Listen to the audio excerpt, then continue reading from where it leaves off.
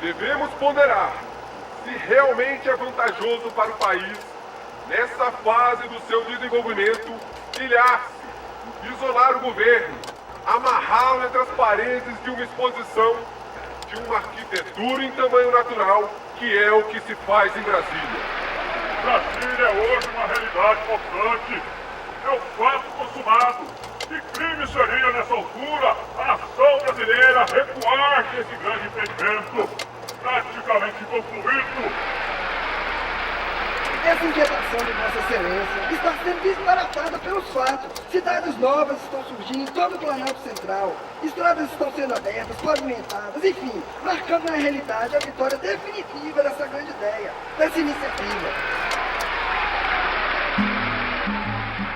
Eu não sou índio nem nada, não tenho orelha furada, nem uso argola pendurada no nariz. Não uso tanga de pena, se minha pele é morena. O sol da praia onde nasci e me criei feliz. Não vou pra Brasília, nem eu nem minha família. Mesmo que seja pra ficar cheio da grana, a vida não se compara. Mesmo difícil e tão cara, quero ser pobre sem deixar Copacabana. A discussão existia, né? E era um dos principais temas da conversa em qualquer nível, dos salões ao botequim da esquina. Então discutia, vai mudar, vai ser ruim para o Rio de Janeiro. O Rio de Janeiro é uma cidade de funcionários públicos, então aquela ideia de esvaziar a cidade e tal, né? Aquele perigo, aquele medo, aquele receio. Ao mesmo tempo, ir para Brasília tem a possibilidade de conhecer coisas novas. A gente não acreditava, em princípio, que o Rio ia mudar para lá, como a gente não acreditava em uma porção de coisa que nos era falado, nos era vendido, né? Até hoje, né? Eu saí de Ipanema em 80, parece, 80 e pouco, o metrô está vindo para Ipanema, está chegando agora, né? Quer dizer, em 70 estavam já fazendo metrô para Ipanema. Então, se eu for esperar tudo isso, estou perdido, né?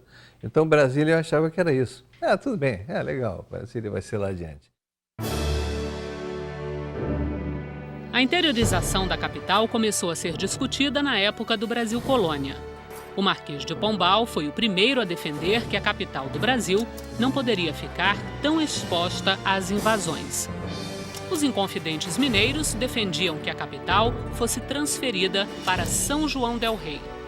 Hipólito da Costa, de Londres, condenou a convivência da capital com o porto do Rio de Janeiro. Para o fundador do Correio Brasiliense, mercado e corte não deviam se misturar. Mas foi no Império que a ideia da mudança da capital ganhou contornos de lei. Na Assembleia Constituinte de 1823, José Bonifácio de Andrada propôs a mudança da capital para o centro e interior do Brasil. Ele ainda sugere nomes: Petrópole, em homenagem ao imperador, e Brasília. O primeiro aspecto importante dessa tese mudancista é o aspecto da segurança, da defesa do território nacional.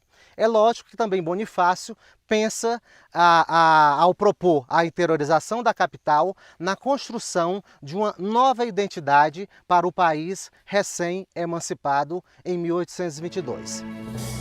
A Assembleia foi dissolvida por Dom Pedro I, mas a ideia da mudança não. Em 1877, o engenheiro, diplomata e historiador paulista Francisco Adolfo Farhagen, aos 61 anos, sobe no lombo de um burro, a caminho do Planalto Central, em busca da melhor área para a construção da capital.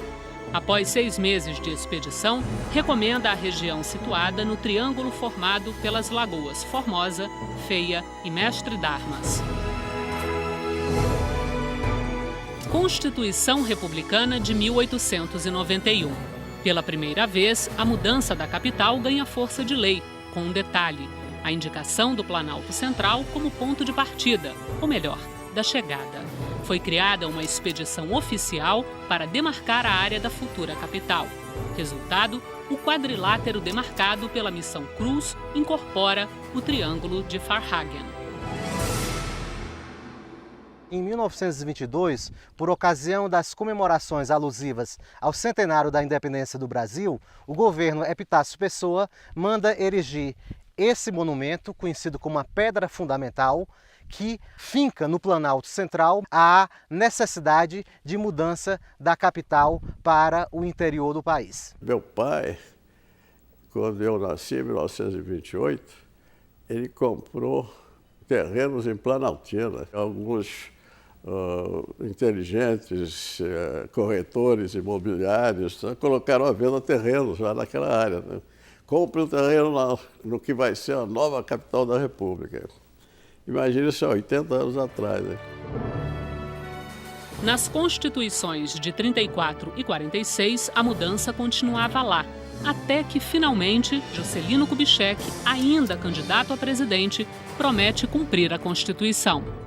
Ele estava fazendo um comício em Jataí, no interior de Goiás. Uma partilhante lá do comício disse para ele, esse homem chamava-se Antônio Manuel, vulgo Toniquinho. Aí o Toniquinho perdeu uma parte, o Juscelino disse, já que o senhor está prometendo cumprir a Constituição, eu quero saber se o senhor está disposto a cumprir o artigo segundo o qual o senhor tem que fazer a transferência da capital para Brasília.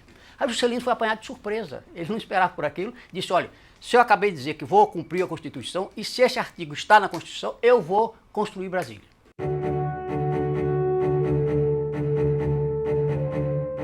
Promessa cumprida. Juscelino Kubitschek toma posse e encaminha projeto de lei para o Palácio Tiradentes, sede da Câmara dos Deputados. 5 meses de discussões e a lei é sancionada em setembro de 56. A nova capital está registrada. O nome, Brasília. E foi criada a nova CAP, órgão do governo com amplos poderes para construir a nova capital. A sorte foi lançada. Para o DN, maior partido da oposição, o enterro político de Juscelino. Eu que assisti os debates aqui, verificava claramente que a maioria da Câmara resistia à mudança para Brasília, pelo menos depressa. Se fosse para outra legislatura, até né? Mas a pressão foi irresistível da bancada goiana, que tinha um deputado chamado Emival Caiado, que era um armário. Né? Eu acho que até que alguns deputados tinham medo físico dele. Né? E esse era um fanático pela mudança da capital. E aí o pessoal do ODM pensou o seguinte, isso depois o próprio Lacerda contou isso, futuramente ele contou isso, que eles estavam convencidos, aí eles aprovaram, a maioria, todo mundo votou a favor de Brasília, que ninguém acreditava, fosse Brasília vai ser o cemitério do Juscelino, que ele não vai conseguir fazer, vai ficar aquela metade de cidade construída e desmoraliza ele pro resto da vida, né? Se o Congresso tivesse a convicção de que o Juscelino ia mudar o Congresso para Brasília daquela maneira, ia construir Brasília daquela maneira, não tinha passado.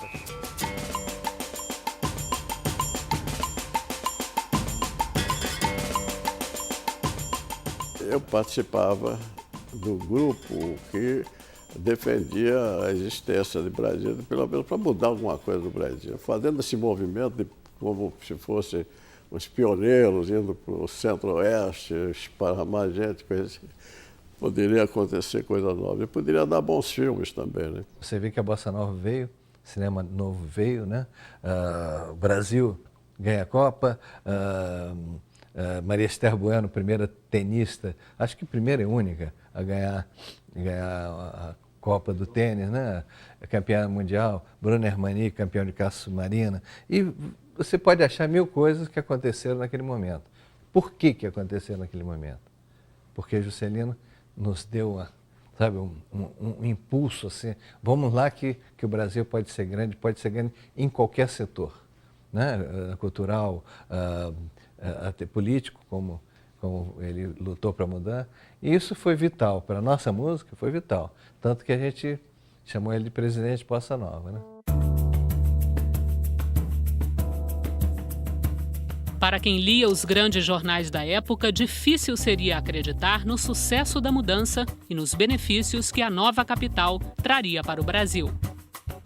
Os jornalões, quer dizer, o Globo, o Jornal do Brasil, o Estadão, a Folha ainda era um pequeno jornal naquela época, mas os jornalões eram todos de tendência udenista, elitista. Então eram contra a mudança da capital. E não se cansavam de escrever, não só editoriais, mas reportagens, matérias, denegrindo Brasília. Eu me lembro que o Globo uma vez publicou um editorial de primeira página, grande, chamado Brasília über alles. Über alles era o slogan do Hitler, Deutschland über alles, a Alemanha acima de tudo. Então o Globo arrasava com Brasília. E muita gente ficou contra a capital. No Palácio Tiradentes, os deputados dividiam-se em dois grupos, mudancistas e antimudancistas. O Brasil, que era da UDN, era contra a mudança. O Brasil, que era do PSD, era a favor, salvo raras exceções, né? Tinha muitas pessoas que achavam que era uma loucura transferir isso. Um debate parlamentar intenso, inteligente, às vezes ofensivo por parte do Carlos Lacerda, que era um orador terrível. O Lacerda exagerava e ficava com raiva pelo seguinte: o Juscelino, para conseguir aprovar a emenda constitucional da mudança da capital, o projeto da mudança da capital, o Juscelino teve que se compor com a UDN e foi buscar um dos deputados mais corretos da UDN, deputado por São Paulo, Iris Mainberg, e ofereceu ao Iris a presidência da nova CAP. Aí o Iris disse, não, presidente não pode, não fica bem, eu sou da oposição, da UDN, então a diretoria, acho que financeira, e o Iris aceitou a diretoria. Então a UDN estava dentro da nova CAP. Janeiro de 1957. O projeto urbanístico de Lúcio Costa é escolhido por meio de concurso. Foram 26 concorrentes de todo o Brasil. Normalmente, o centro de uma capital, de uma cidade, o núcleo central, e a cidade se desenvolve em torno daquele núcleo principal. E a praça principal está no centro da cidade. E me pareceu interessante fazer o inverso, fazer essa praça principal na cabeceira, como um convite, um primeiro passo em direção ao lago e à paisagem. O Congresso comanda, né? Tem mais raízes, compreende? E como os poderes são 3, eu imaginei que um triângulo equilátero seria a forma geométrica apropriada para colocar esses 3 poderes.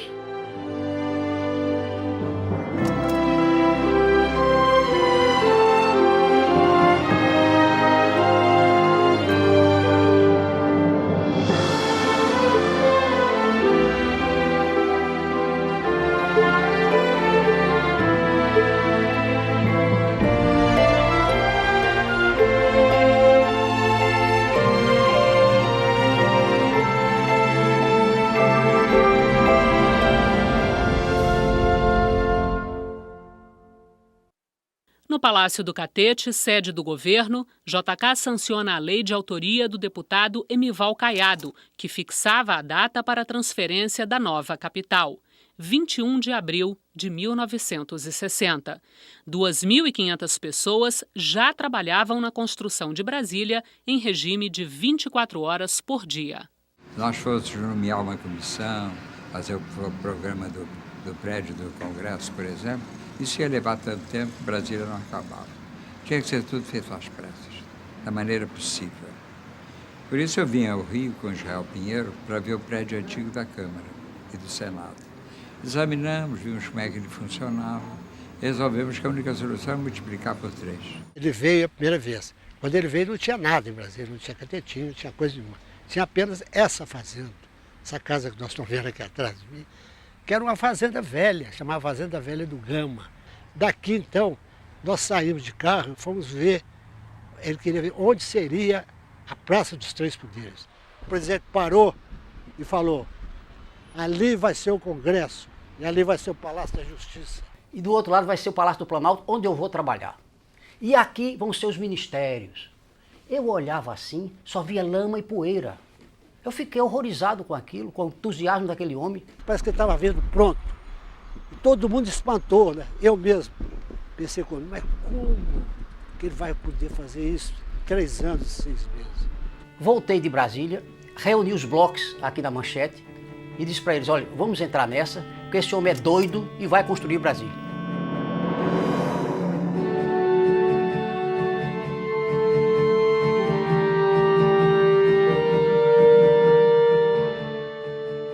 O próprio Marechal Lott, que estava na comitiva Lott, chegou a falar com ele, presidente, você vai me perdoar, eu dou todo o apoio, mas eu estou achando que vai ser difícil fazer essa cidade. Falo com ele pessoalmente, vou fazer, Marechal, vou fazer, se eu deixo a responsabilidade está de pé, vou fazer a cidade.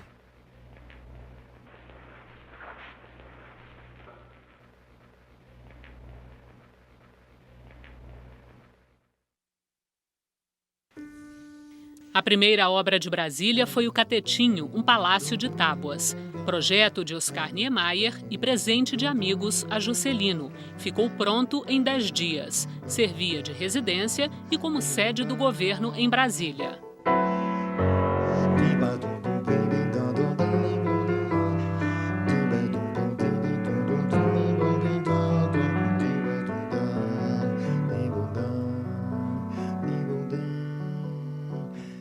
Tom Jobim e Vinícius de Moraes estavam aqui no Catetinho, a convite de Juscelino, para que eles compusessem a Sinfonia da Alvorada, que seria a grande ouverture da inauguração de Brasília, lá na Praça dos Três Poderes. Mas, uma noite de lua, terminado o jantar, eles ficaram fazendo o quilo, passeando ali em volta do Catetinho, quando ouviram esse barulho de água aqui. E perguntaram para o vigia, que barulho é esse?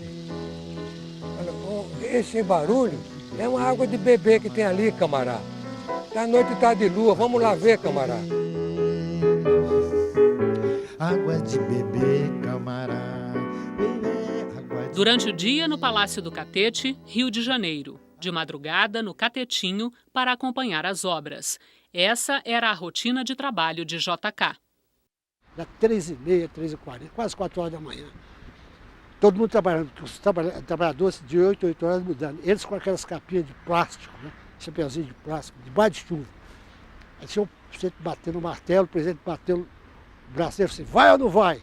Ele parou um pouco, quando eu vi o presidente debaixo de chuva, em vez de dar um martelo, ele dava 10. Então ele transmitia aquilo desde o operário ao mestre de obra, ao dono da obra, porque todas as obras brasileiras tinham data para inauguração. Ulisses Guimarães, presidente da Câmara, não hesitou. Em novembro de 57, nomeou uma comissão de deputados engenheiros para acompanhar a construção da nova Câmara dos Deputados. O presidente Ulisses Guimarães era um dos homens que tinha um grande entusiasmo pela ideia da transferência, pela interiorização da capital da República. Nas primeiras reuniões com o presidente da nova CAP, Israel Pinheiro, e o arquiteto Oscar Niemeyer, a comissão da Câmara pediu 3 modificações. O Niemeyer havia localizado as comissões no edifício administrativo. Naquela época ainda se considerava, não se chamava de anexo 1, se chamava de edifício administrativo. E a comissão ponderou que essas comissões técnicas deviam se localizar no edifício principal. Foi então feita a transferência. A outra sugestão dos parlamentares foi no sentido de que o plenário da Câmara ele havia sugerido poltronas.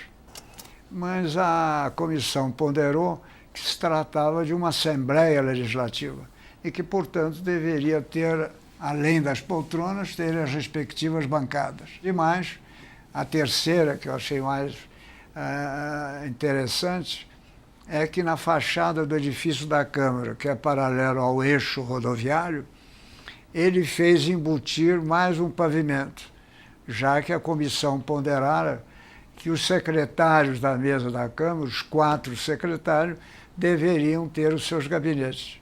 Então, hoje em dia, visitando a Câmara, a gente vê o pavimento superior, vê o pavimento semi-enterrado, que é dos secretários, e o pavimento enterrado. Em 1959, foi criada a comissão responsável pela transferência da Câmara para Brasília. Deputados e servidores duvidavam do sucesso da empreitada. Não faltavam críticas à construção da nova capital. Havia um engenheiro, líder católico, jornalista também, escrevia no Diário de Notícias, chamado Gustavo Corsão. E o Corsão demolia Brasília. Que Brasília não podia jamais ter telefones pela natureza, não sei o quê, do sistema de montanhas que aqui existia. A terra de Brasília era tão porosa, tão seca, que ia absorver a água e não ia ter lago. Quando se instalou o telefone, eu peguei o telefone e liguei para o jornalista. Colega, estou lhe falando hoje pelo telefone. De onde? Copacabana não, estou falando de Brasília. De Brasília? Mas não é possível uma coisa dessa. Quando o lago chegou na cota 1000, o Juscelino passou um telegrama para o Gustavo Corsão com pouquíssimas palavras, dizendo assim: encheu, viu?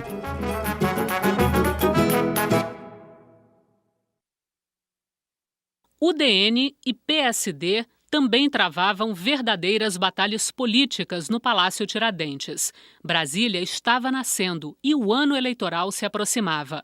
Uma CPI para investigar a nova CAP poderia facilitar a vitória da oposição. Havia muitas acusações contra Israel Pinheiro, mas ele comandou a construção de Brasília arbitrariamente, vamos dizer assim. Ele tinha de ter poder amplo, porque senão não faria a obra no tempo meditado. Brasília não podia parar um minuto. Então chamava Niemeyer, chamava Israel, chamava o engenheiro, chamava outro da outra obra. Tinha que ir na comissão. Era obrigado a ir lá no Rio.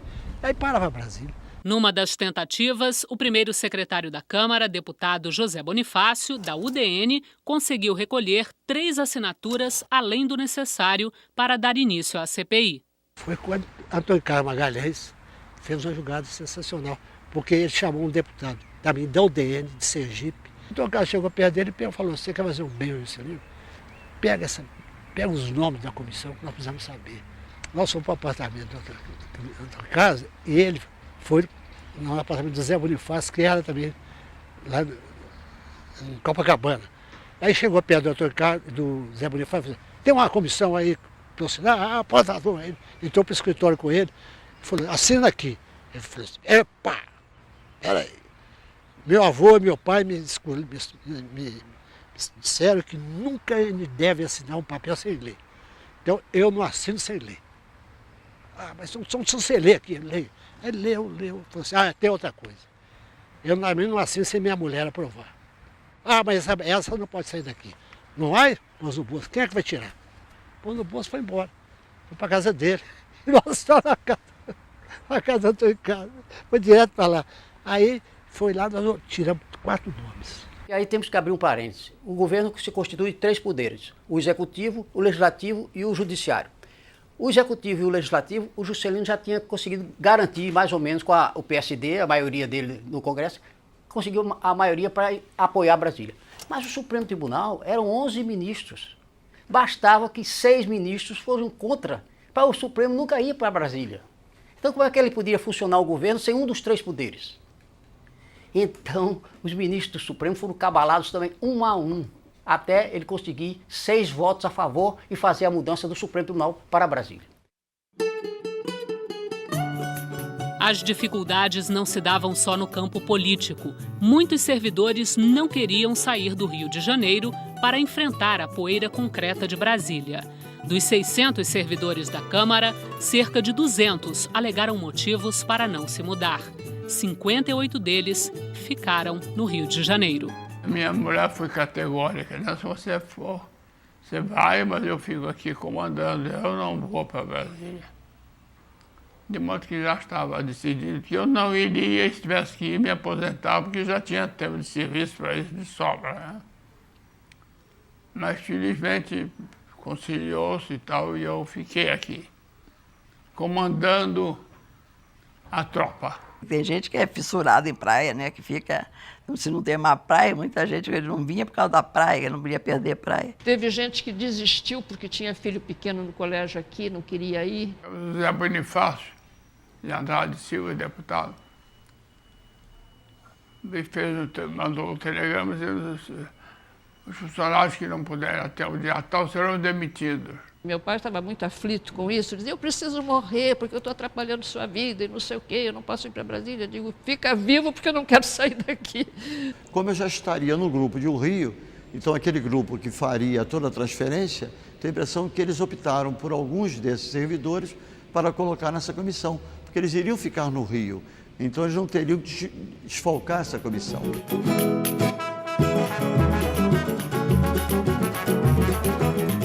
Resistências de um lado, esperança de uma vida próspera do outro. Os pioneiros não param de chegar. Em 1959, Brasília já tem mais de 60 mil habitantes. Eu fui um desses que vim com o objetivo de cuidar da rede elétrica subterrânea, ou seja, Brasília é muito bonito porque não tem fios à mostra. Chega na cidade, está aquela confusão dos postes com os fios. Brasília, nessa época, já foi uma das primeiras locais do Brasil a ter toda a sua rede subterrânea. Eu cheguei no começo em Forragerica e em seguida apareceu um guincho americano desse que conduz material. Aí me botaram para trabalhar nesse guincho, que buscar material para os carpinteiros embaixo do prédio para distribuir para os 28 andares, para o prédio inteiro, né?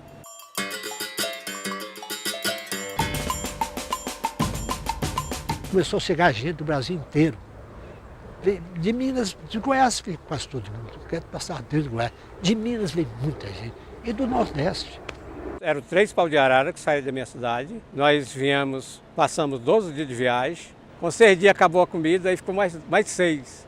A gente se refazendo no caminho com aquele que tinha um pouco. Passando até fome nessa cidade.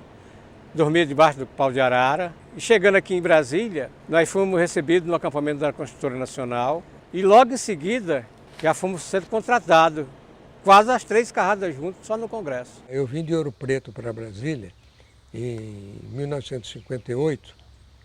E já nesse tempo, aqui mesmo no Catetinho, já estava pousando avião. O problema aqui no começo é que você não podia acreditar que com 3 anos e meio você pudesse terminar isso aqui. A chegada da gente aqui em Brasília foi assim, um pouco impressionante para quem não... Porque era tudo, quase tudo mato, né? Terraplanagem e deixar a gente mesmo um pouco curioso. E obras, muitas obras. 7 da manhã era a hora dos operários já estarem no local começando o seu trabalho. E a gente acabava sempre meia-noite, 1h, 1h30, todos os dias era assim. A gente trabalhava feito um maluco e debaixo do chicote do Israel, que exigia de todos o máximo, apesar do seu coração imenso, nunca vi um homem com um coração tão grande. Ele sempre estava disposto a ajudar, mas era com mão de ferro. Um mês tem 240 horas, eu cheguei a fazer quase 500 horas no mês, para você ver como trabalhamos muito aqui.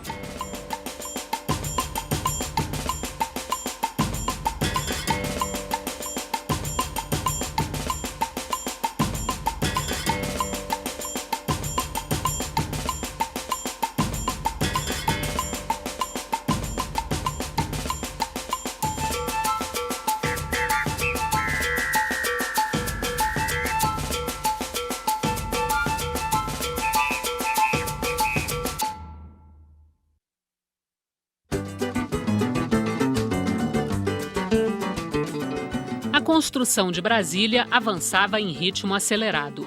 Os palácios do Planalto e da Alvorada já estavam prontos. O presidente da Comissão de Transferência, deputado Neiva Moreira, trabalhava arduamente para convencer deputados e servidores a se mudarem. Para ele, Brasília só passaria a ser considerada a nova capital com a Câmara instalada e funcionando no dia da inauguração. Deputados e servidores foram convidados a conhecer a nova capital e os apartamentos disponíveis para mais de 1000 famílias. Quando nós saltamos no aeroporto, que eu olhei em direção de Brasília, eu levei um susto. Eu olhei assim, vi as duas torres do Congresso, né, as duas cumbucas, as torres, e depois uma massa compacta de edifícios que não acabava. Dá a impressão que era uma cidade colossal. Para alguns, você não tinha certeza até da existência de Brasília. De tal maneira, havia uma oposição intensa à política, né, que apaixona, levava a ideia de que havia muita coisa fantasiosa, que aquilo não existiria, seriam só truques fotográficos. Nós chegamos perto, não, era um prédio aqui, o outro lá longe, mas a posição do aeroporto dava essa ilusão de uma coisa muito compacta, muito mais do que era na realidade. Essa visão eu nunca esqueci. Eu digo, Brasília é uma ilusão, foi a coisa que me ficou. Brasília é uma ilusão. Veio ser um descampado, né? E de repente tinha já o Lago Paranoá, estava enchendo, né? E as obras das coisas principais do Congresso. Foi um impacto. No meio do nada apareceu uma cidade, né?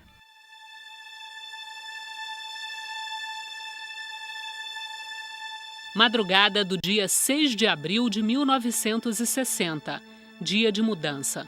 Centenas de caminhões saem do Rio de Janeiro rumo a Brasília. Na bagagem, móveis e objetos pessoais de servidores e deputados e o mobiliário da Câmara. Os novos moradores começam a se despedir do Rio de Janeiro. A única certeza era o ponto de chegada. A viagem, ela no final acabou sendo uma viagem para um desconhecido, mas as pessoas não estavam apreensivas, não demonstravam, alguns iam com a família, algumas famílias estavam indo com poucos pertences, as pessoas sentiam em perder a sua vida, os seus amigos, seus companheiros, seus colegas, que não eram da Câmara, a vida passava a ser a Câmara. Como é que ia formar um mundo novo? Pega o depoimento dos primeiros, né, que mudaram para Brasília. O depoimento do Murilo Belo Filho, que o Bloco mandou ele para lá, antes da capital, ele foi para lá com a mulher grávida. Na hora da mulher ter o filho, ele botou a mulher dentro de um carro e ficou correndo do Brasília sem saber para onde ia. Quem tinha sua boa clínica no Rio e São Paulo, que era um médico famoso, de nomeada, não ia para Brasília. Brasília era uma aventura. Podia dar muito certo, mas podia dar muito errado. Não tinha placas, era horrível, a gente descobriu algum lugar para ir. A gente chegava em Brasília, levantava o redemoinho vermelho de pó, não havia nem o disco da vitrola se ficava imune à poeira. Uma vez eu fui passear no Rio de Janeiro e lá chegando numa feira, eu vi no frasco poeira de Brasília. Na mudança eu era vice-presidente, houve sessão que apagava a luz, nós tivemos que acender vela para continuar a sessão. Havia os entusiastas, havia os otimistas, havia os descontentes, os descrentes, haviam aqueles que estavam extremamente irritados. Mas com o grupo que chegou, havia uma questão, havia uma qualidade que é de se destacar. É a solidariedade de todos que vieram. Exatamente pelas dificuldades vividas, tal, havia assim uma força de solidariedade entre todos. Um dos últimos projetos aprovado no Palácio Tiradentes transformava a cidade do Rio de Janeiro no estado da Guanabara, com autonomia política e financeira. Era o que faltava para consolidar a mudança da capital. O Rio realmente, com a inauguração de Brasília, perdeu muito da sua importância. Porque o Rio, além de ser uma grande capital do país, era a capital política. Aqui era o Congresso, era o Senado, era a Câmara, era o Supremo Tribunal. De uma hora para outra, isso tudo se mudou para Brasília. Era Rio de Janeiro que tinha hospitais federais, Rio de Janeiro tinha escolas federais. Os outros estados não tinham o mesmo tratamento. O Estado passou a viver sozinho, né? Porque antes era um apoio no Distrito Federal, era apoiado no governo federal. O Lacerda lutou muito, foi o primeiro governador. Ele melhorou muita coisa. Se tivesse sido outro, talvez tivesse sido pior, porque ele teve muita iniciativa. A fonte das notícias estava no Rio de Janeiro. E nós também ficamos, puxa, mas vai mudar, levar a capital lá para o sertão, lá para o meio do cerrado. como é que vai ser? Nós aqui vamos perder a importância? Nossa vida, nosso grupinho não mudou praticamente nada. A gente ouvia falar que os profissionais dos bares, dos cassinos, né, que antes tinha o cassino da Urca, que esses sofreram muito. Nasceu uma nova capital que fez bem ao Brasil. Quem tem que perguntar é isso. Não é se fez mal ao Rio ou não, se fez bem ao Brasil ou não é? Só para você ter ideia, antes de Brasília, o centro-oeste e o norte tinha meio habitante por quilômetro quadrado. Não existia o Brasil. O desenvolvimento do Brasil foi bem mais intenso com a incorporação de todo o oeste do país e também do norte, do que seria se a capital tivesse permanecido no Rio de Janeiro. O Brasil não podia continuar arranhando as praias aqui como caranguejos. Tinha que se incorporar ao seu interior. E o livro do Euclides da Cunha, Os Sertões, é muito isto. É a conquista do Brasil na segunda parte do Brasil, que também é Brasil. Não se pode mais pensar em Brasil apenas no Rio, São Paulo, nas capitais litorâneas. Não. Brasília, Goiânia, Mato Grosso também são Brasil.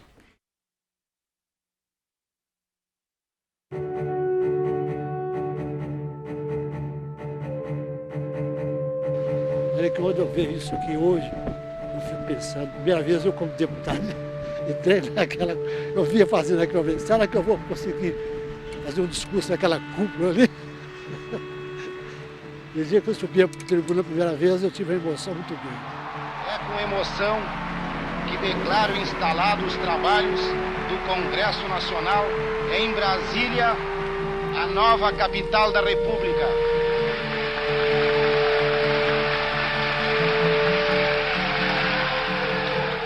O Congresso, apesar da pressa, é o prédio que eu gosto mais, porque ele é diferente. Eu mesmo me espanto com aquelas cúpulas enormes. Eu me lembro que quando o Corbusier chegou lá e subiu a rampa, ele disse, aqui tem invenção. Eu fiquei satisfeito. Brincadeira, né? Parece que ontem, quanta coisa já aconteceu nesse Congresso.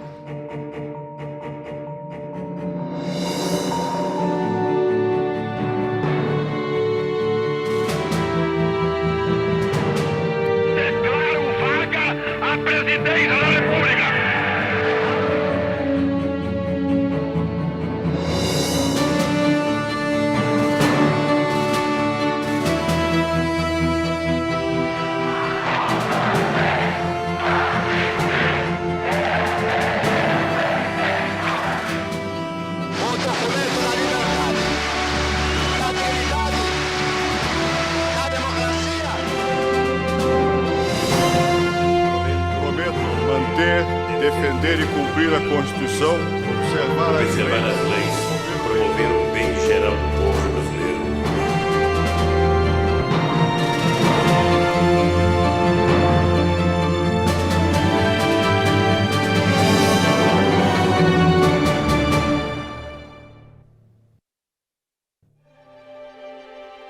Como carioca, eu não era mudancista, mas como jovem, naquela época, eu tinha assim, uma grande atração pelo desconhecido. Hoje eu não tenho noção mais do que é a Brasília de hoje e o que era. Só que na época, realmente, era como se fosse um faroeste. A primeira impressão que você tinha era de uma cidade de brinquedo. Eu achei que ia ser de uma monotonia incrível, ia ter tudo muito igualzinho. Não tinha aquela coisa daqui do Rio da gente se dar com, sei lá, de ver gente na rua. Aquela coisa, eu achava uma coisa maravilhosa, aquela babel de gente. Eu sei que a gente se virava, eu nunca tive tédio aqui. No dia da inauguração em Brasília, nós publicamos uma edição especial e extra, histórica, sobre a Brasília, com 1 milhão de exemplares, que se esgotaram em 48 horas. 1 milhão de leitores sobre 50 milhões de habitantes, não é sobre 200 milhões, não é? Quando Brasília foi inaugurada, o Congresso inteiro estava lá. Inclusive os oposicionistas, que eram contra, mas tiveram presentes. Um detalhe muito curioso naquela noite foi o sino que tocou em Tiradentes, no sacrifício da Inconfidência Mineira. Esse mesmo sino foi levado para Brasília e lá tocou em homenagem à Constituição do Brasil. Isto foi uma Câmara. Isto foi um Congresso. Está aí o Congresso, garantindo a democracia, graças a Deus.